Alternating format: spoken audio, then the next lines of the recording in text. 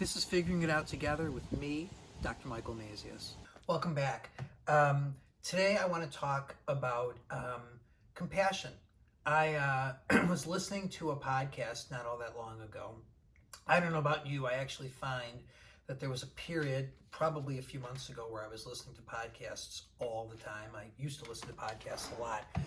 And for some reason, I'm not quite sure why, and I'm probably not going to spend a whole lot of time thinking about it, but I've sort of stopped, and I'm sure I'll pick it up again. But I was listening to a podcast, and the host had the good fortune of interviewing His Holiness the Dalai Lama, and he asked the Dalai Lama, what are you thinking about these days? And the Dalai Lama, without skipping a beat, said, I wake up in the morning, and my first thought is about compassion.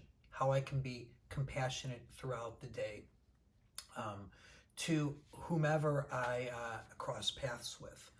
And I thought about that and found that that this is the perfect time. I mean, any time is a good time, but this probably is the perfect time to think about compassion and to practice compassion, and even to, or especially to, if you have children, talk to your kids about the importance of practicing compassion. And now that we're heading into August and people have, our kids have a month before school starts, in whichever form or shape that will take, I'm thinking this is a really good time to talk to kids about the way in which they feel the coronavirus is affecting them. Now, some of them may say it's really having no effect because they haven't thought about it, and maybe it's not having an effect on them.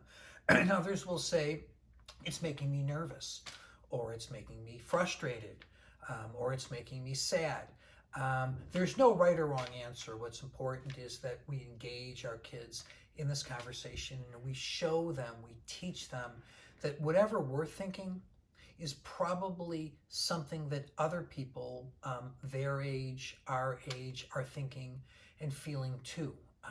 And that is that sort of sets the stage for thinking about ways in which we can become compassionate. So I have a niece, for example, who, along with some of her friends, have created this company called Beads for Benefits, where they're making beads, or they're making bracelets and necklaces using beads, obviously, and then selling them and using the proceeds to benefit healthcare workers and the like. That's just one example. But sit down with your child and talk to your child about something he or she might want to do to help others feel better. That is the perfect way of teaching our kids that giving produces getting.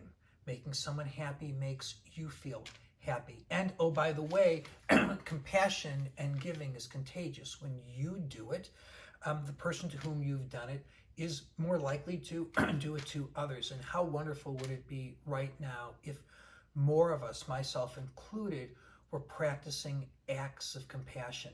This is a time that screams out for acts of compassion, and I hope that if you're already doing it, you will continue to, and if you're not doing it, but of course want to do it, you'll take this idea and run with it. Thank you.